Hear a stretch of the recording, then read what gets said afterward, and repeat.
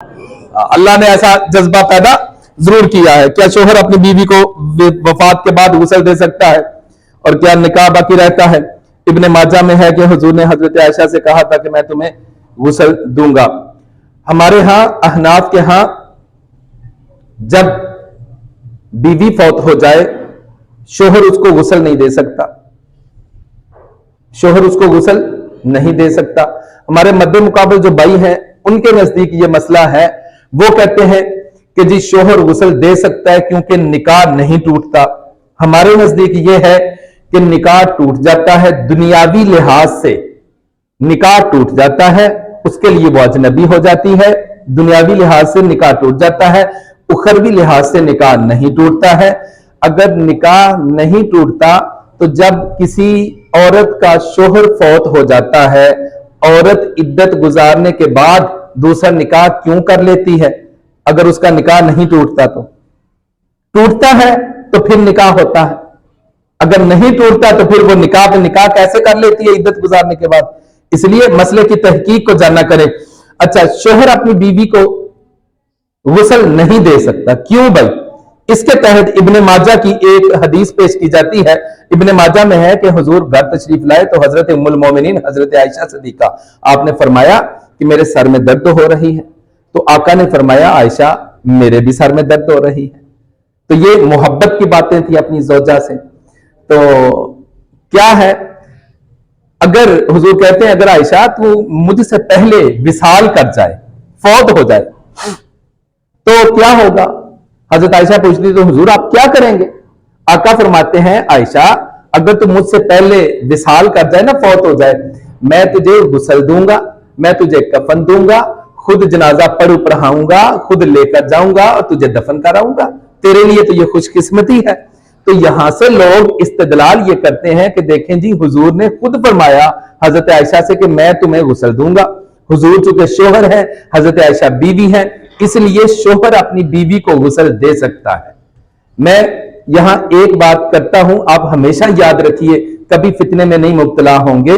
دیکھیں جو انبیاء کی بیوی, نبی کی بیوی ہے, وہ عدت گزارنے کے بعد کسی سے نکاح نہیں کر سکتی. وہ نبی کی بیوی زندگی میں بھی ان کی بیوی ہے, نبی وصال کر جائیں پھر بھی ان کی بیوی ہے, قبر میں بھی ان کی بیوی ہے, حشر میں بھی ان کی بیوی ہوگی اور جنت میں بھی ان کی بیوی ہی رہیں گی. بیوی انبیاء کی جو نبی علیہ الصلوۃ والسلام کی جو بیویاں ہیں وہ ہماری رشتے میں مائیں لگتی ہیں, تو وہ نکاح نہیں کر سکتی. نبی کی بیوی ہمیشہ نبی کے نکاح میں رہتی ہے, نکاح میں رہتی ہے. اس لیے حضور نے فرمایا عائشہ میں تجھے غسل دوں گا. لیکن ہمارے ایسا معاملہ نہیں ہے, میری بیوی فوت ہو جائے میں اس کو غسل نہیں دے سکتا, اس لیے کہ اب وہ میرے نکاح میں نہیں رہی. کیوں نہیں رہی؟ فرض کریں کسی بندے نے 4 شادیاں پہلے کی ہوں, فرض کریں, ویسے تو اللہ معاف کرے دوسری کا بھی نام لو تو جناب گھر سے نکالنے کا پرچی مل جاتی ہے. تو فرض کریں کسی نے 4 شادیاں کی ہوں, ایک بیوی اس کی فوت ہو جائے, تو کیا وہ بندہ اب شادی کر سکتا ہے چوتھی بیوی سے؟ کر سکتا ہے. کیوں بلا؟ کیونکہ وہ ایک بیوی تو اس کی فوت ہو گئی ہے, ایک وقت میں 4 نکاح جائز ہے. اب وہ فوت ہو گئی ہے, چوتھا نکاح پھر وہ کر سکتا ہے. اگر نکاح باقی رہتا ہوتا تو چوتھا نکاح کرنا حرام ہو جاتا. اس لیے بھائی ایسا نہ کریں, مسئلے کی تحقیق کو سمجھے. اور ویسے بھی یہ حیا کے خلاف ہے بھائی.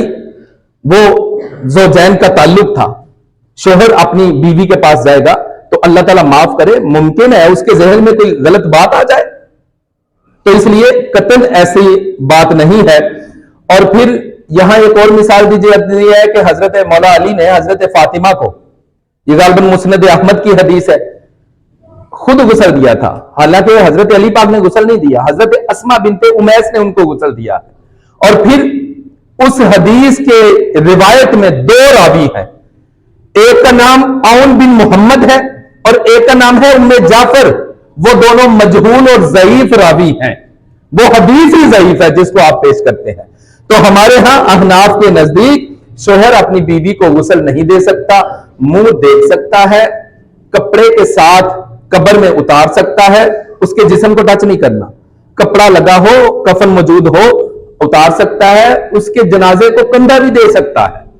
جس نے ساری عمر کندھا دیا ہے کندھا بھی دے سکتا ہے اس کو، اور صرف وہ غسل نہیں دے سکتا. باقی جو معاملات مشہور ہیں اللہ تعالیٰ ان سے بچائے. اور مسائل ہوتے ہیں اس میں اختلاف ہوتا ہے، آپ ہمیشہ اپنے علماء سے رابطہ کیا کریں، اپنے علماء کے پاس بیٹھا کریں. اللہ تعالیٰ